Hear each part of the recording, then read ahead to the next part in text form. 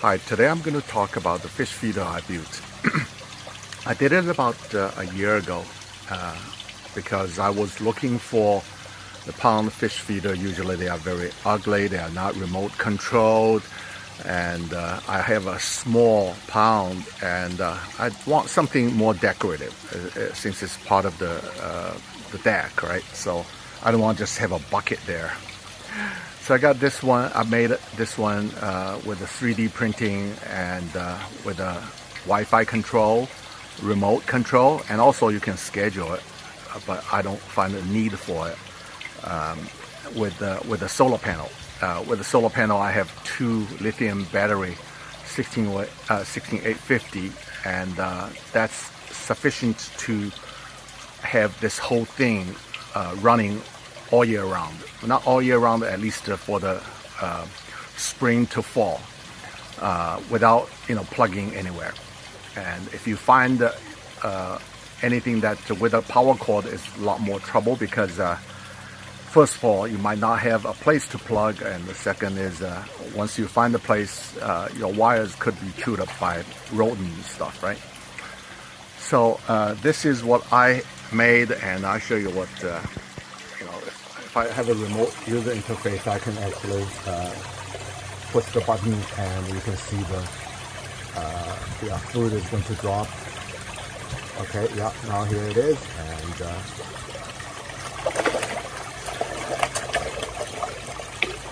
so with this place, I'm right now it's about 3:30 in the afternoon, and you can see the light is already there's no more direct sunlight, and so that's why originally when I designed it, I was expecting a little bit more longer battery life, but because I have only like 3 hours of direct sunlight at this location, I have to optimize the battery life. And so there's some tricks.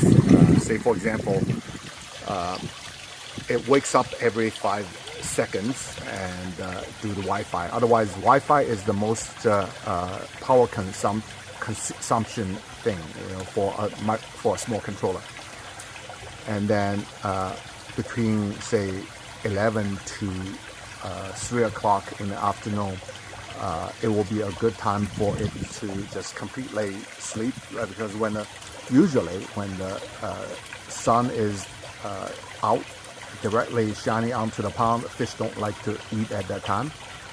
And then from like 8 o'clock until the next morning 6 o'clock, I put this whole thing into sleep as well. So it will save energy, and so it will have sufficient power to sustain the whole time, right? So this is how I made this one. So this has a 3D printed housing, is the house, and the original house was designed by a guy from I got the design from Universe, and that's a 3D hub, and people usually posting their designs. And that was a 1-story house. I made it 2-story and added the features like the hose lighting at the front to be a drop, and also designed the other stuff like the frame that holds the solar panel. And when I open it up, I can show you what's inside. So this is the inside with a bucket and also a funnel design at the bottom, so it goes to the bottom, and then the bottom has a hole that goes to an auger. I have a stepper motor that pushes the auger, rotates the auger, and that rotation will push the food out. So this is the whole roof, and then let me see if I can. Yeah, this is the frame. Yeah, this is the frame that holds the solar panel. These are two 5-volt solar panels, and I just put this on this one, and it looks perfect. And I will show you the design on the 3D model. That's because I designed the whole thing on the 3D model, right? So I'm going to show you that so you can see the really what's inside. And then I'm going to also show you the user interface to it. So here is how I feed the fish when I want to go through the remote, right? So you're seeing this on the left is a camera I mounted under the sunroom, under the eave over there, and then so I can monitor the pond condition. On the right is actually the user interface I wrote. So it will show me what outside temperature is and what water temperature is, and whether the water level is normal or low. When it's low, it's going to replenish. You can turn the auto replenish on and off. It also tells me the battery voltage and also how long it has been replenished in the last 24 hours. And I can turn on and turn off the sump. I like. Also you notice if I push the feed the fish button, the skimmer pump is going to be turned off, so it will save save food, right? So otherwise food might just go into the skimmer. It'll be waste. So I just pushed the feed fish. You can see now the fish is all getting under that feeder. It doesn't go immediately because I have this 5 seconds. Every 5 seconds, I monitor, look at, see if there's a command. So there's a 5 second delay, but hey, it's working nevertheless, right? So you don't care, 5 seconds later or not.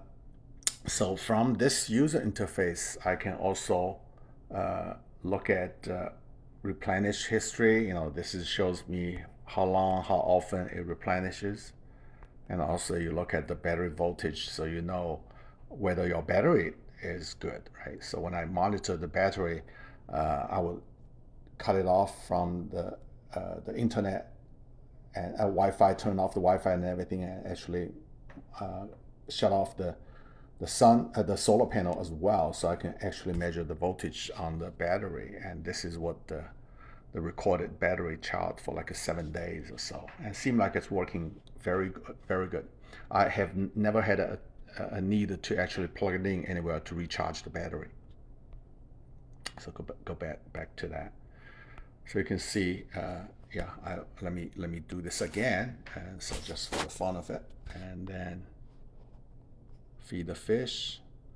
You're gonna see a little bit delay, but yeah, now they all run over there. You can see the skimmer is off. Skimmer is supposed to be off for 5 minutes, and then it'll go back to work again. All right, now let me show you what's in the model, what actually goes inside that fish feeder.